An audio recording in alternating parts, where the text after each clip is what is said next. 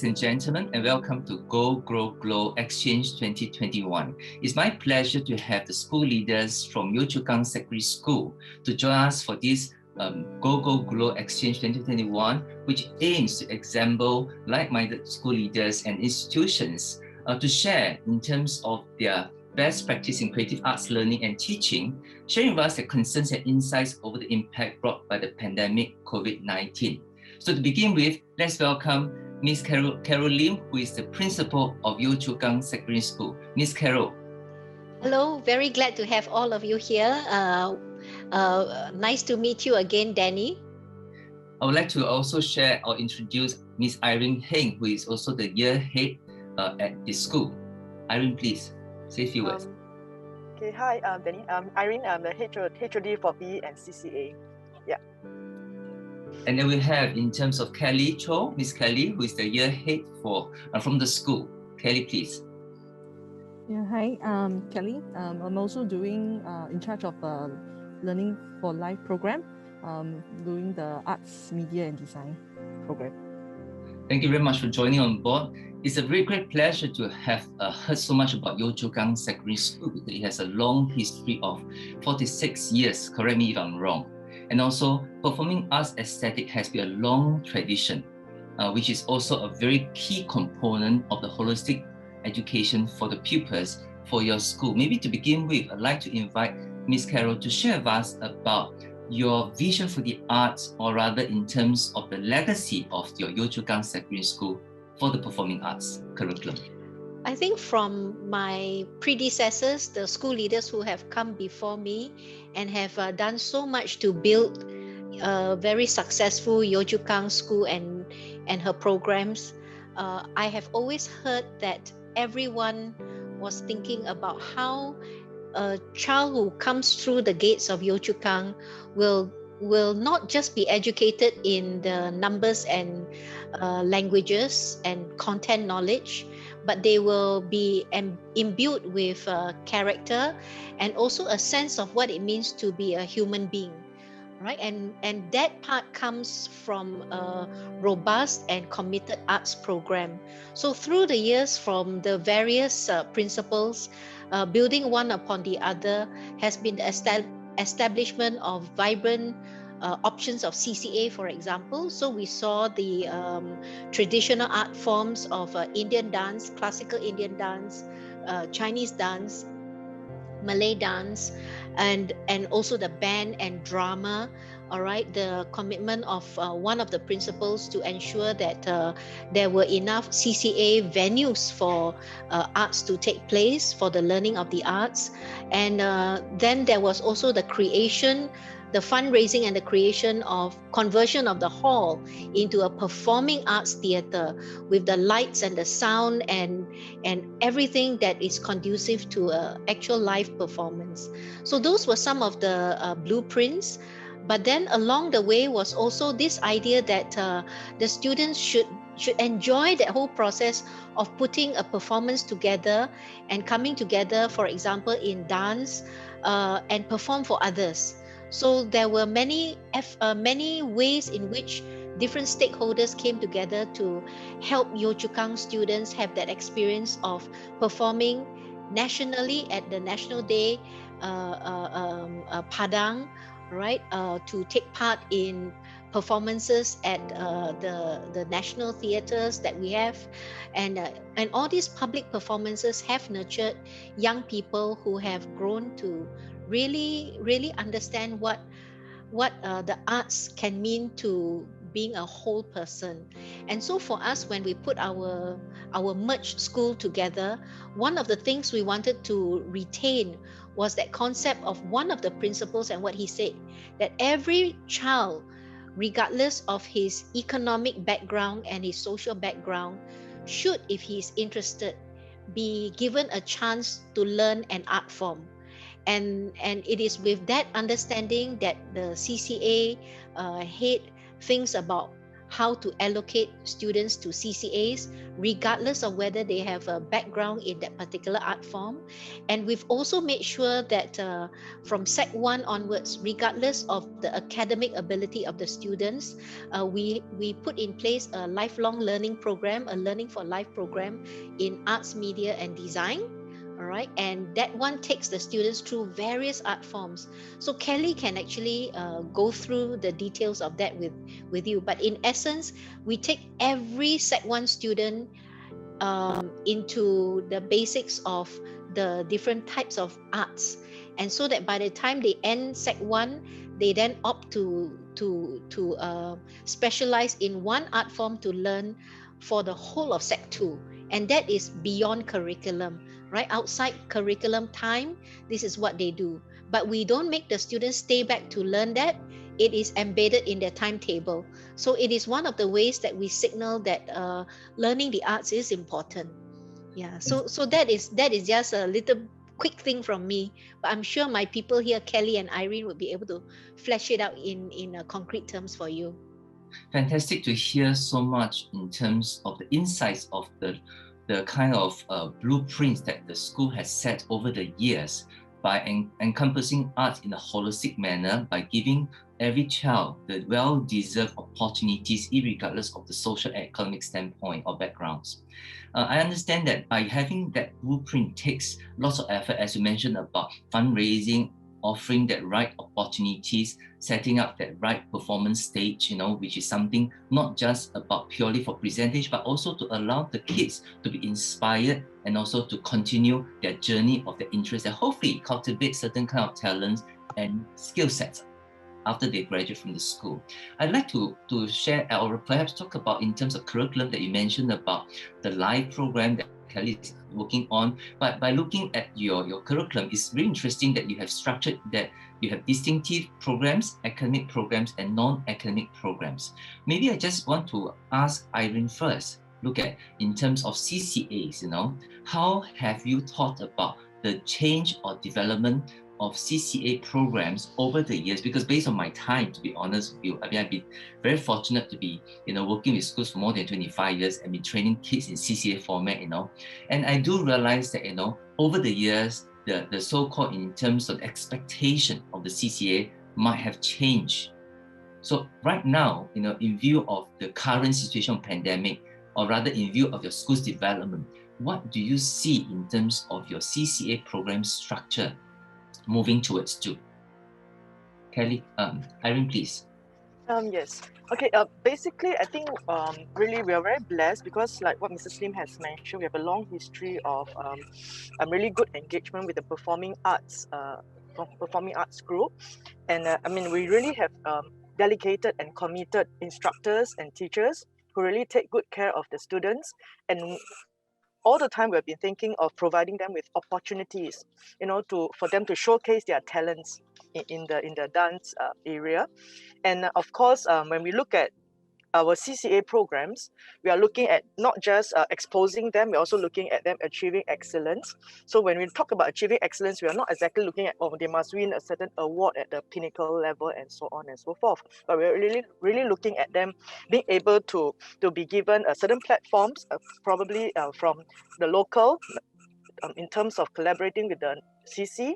Yio Chu Kang CC is one of the CCs that we collaborate, where the students put up performances, right, to showcase their talents to the public and also to engage the public as well. And we also move on to thinking, okay, what is the next level then? So with the conversation and dialogues with the teachers, we're thinking, maybe Xchange is another platform where students can, engage with the experts. When we talk about Xchange, you're really looking at the professional performances. That the other organizations put up, and the students, when they see, they engage, that will somehow kind of evoke their feeling and their interest, or even sustain their passion in that form. So then when opportunities like National Day Parade came about, then it's like a very big platform where students don't just get involved, they also get to see the whole process of putting up a big show together, right? So that is the exposure that we are looking at. And of course, when the students look at all this, they themselves they will get into the atmosphere and they want to excel in whatever they do. No matter how small their role is, they want to get involved. So for us, when you look at our CCA selection, we're really looking at inclusivity. We are not really looking at, oh, you must be someone who has a certain skill base, and then you are part of the team. So we want to really cast our net wide and involve the students as much. I mean, whoever is interested or even show the slightest interest, we want to engage them, right? When it comes to the genre in the performing arts, because I understand you have 6 performing arts, so-called sectors, with 3 dance groups as a majority, and then you have a band, choir, and drama. Is there a purposeful way of having the 6, or is it because of certain reason that you target these 6? Of course, every school has a different kind of context, budget, students' profile to consider, right? But Yio Chu Kang has a 46 years of development.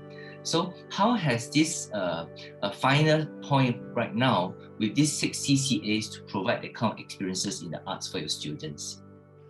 All right, because I said, when we look at the kind of a variety that we are providing for the students, of course, when we talk about ethnic dance, I think it has been a tradition for the school as well. And like I mentioned before, we have really strong instructors and really dedicated teachers who really look after the students very well.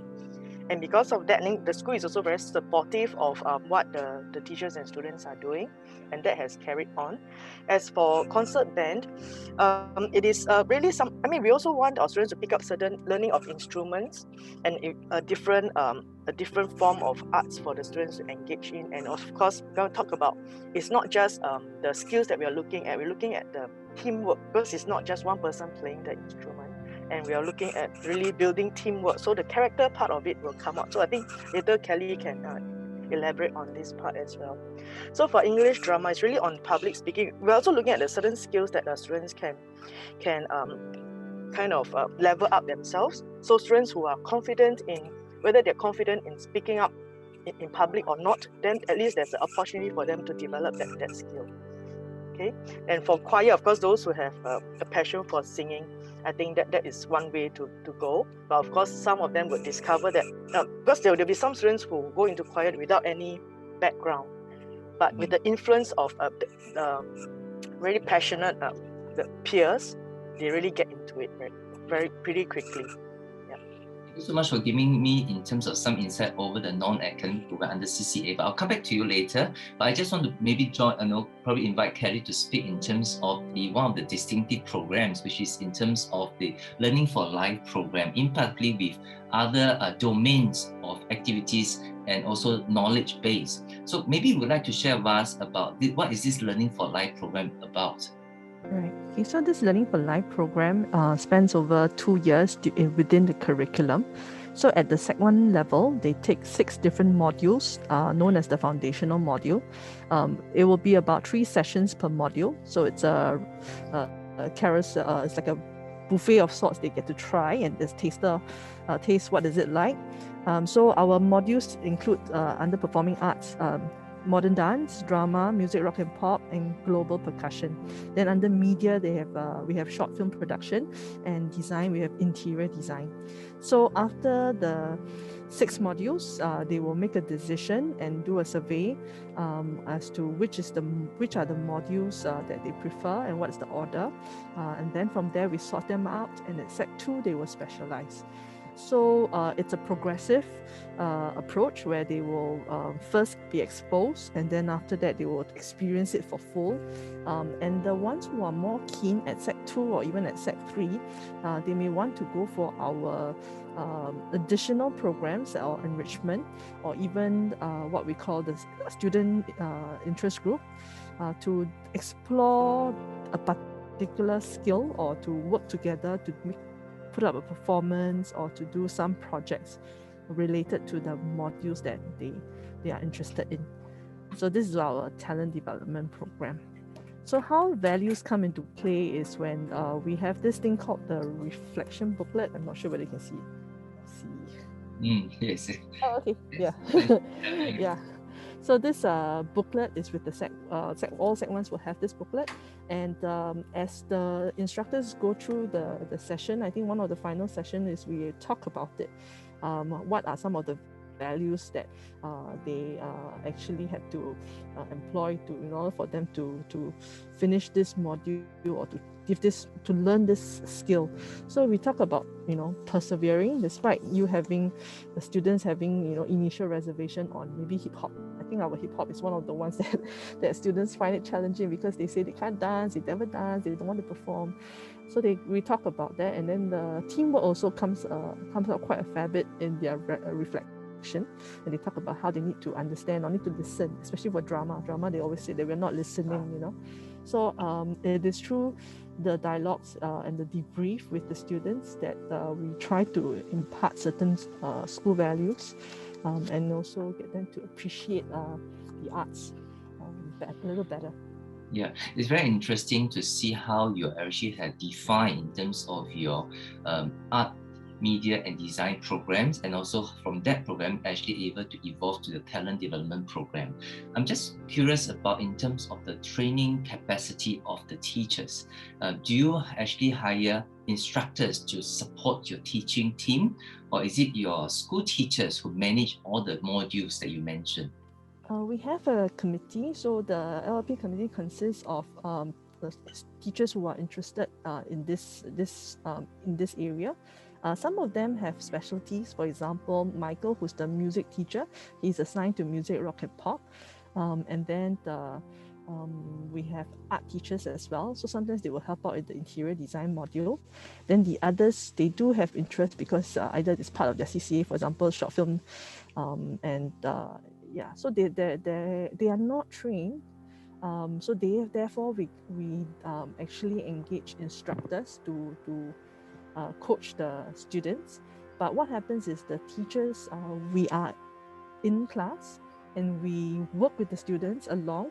I think some of them who have more expertise will actually come in and where there are teachable moments, they will also join in to teach the class as well.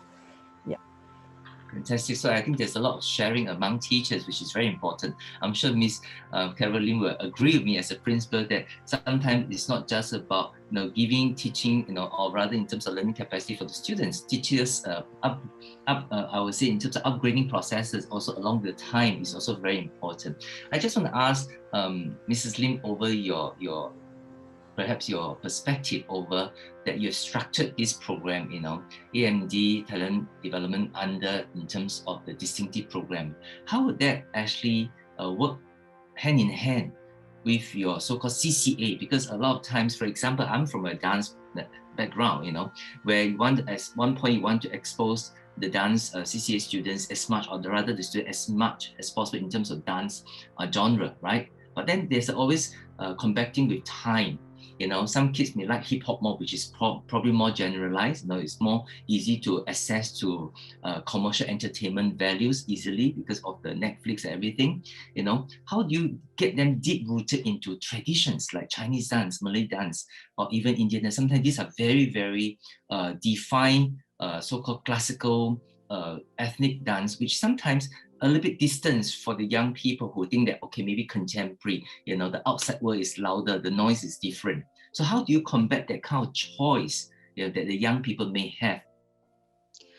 I think beyond choice, it is also about the opportunity to influence mindsets.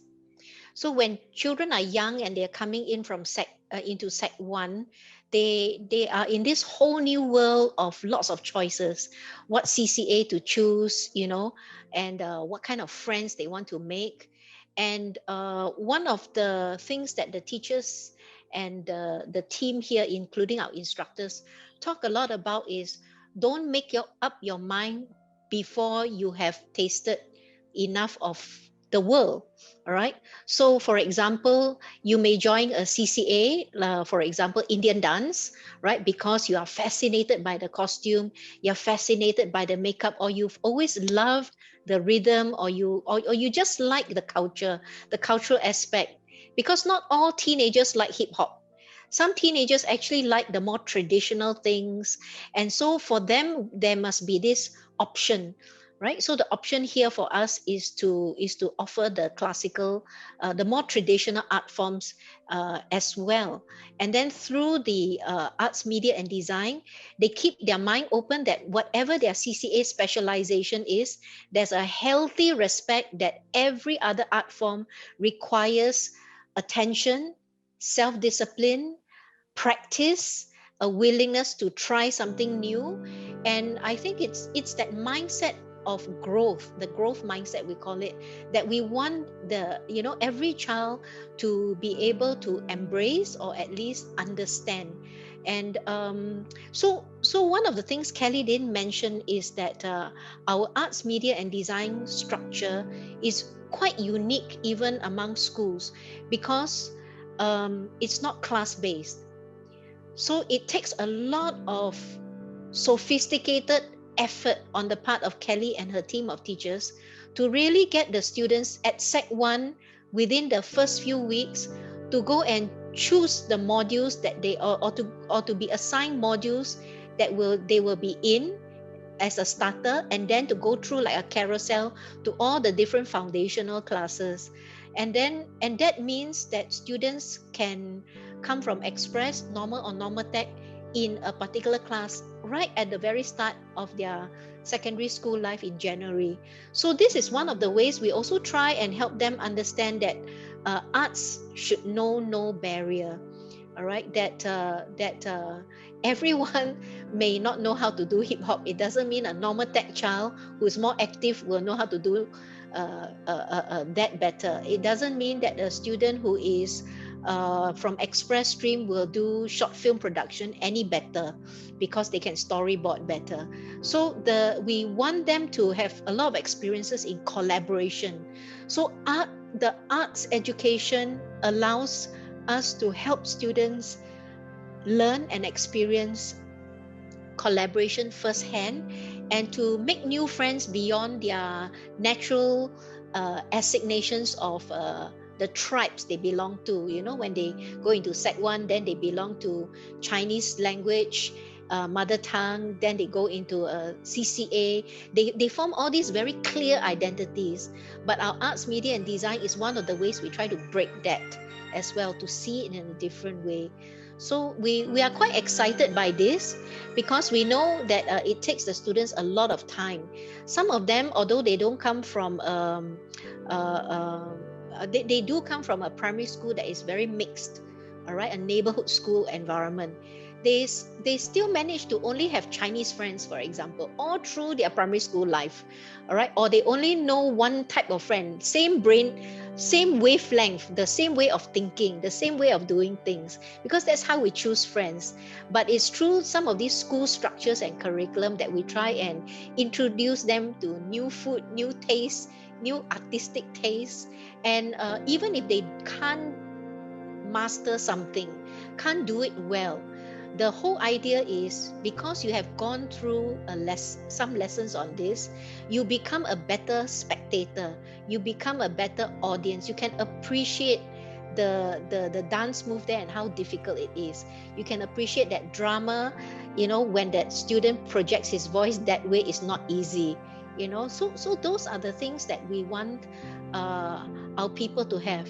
So I think you heard so far some of my heads here. They talk about inclusivity, they talk about values, character, all right, something more than that. So to us, arts education is more than just learning for excellence. Yeah.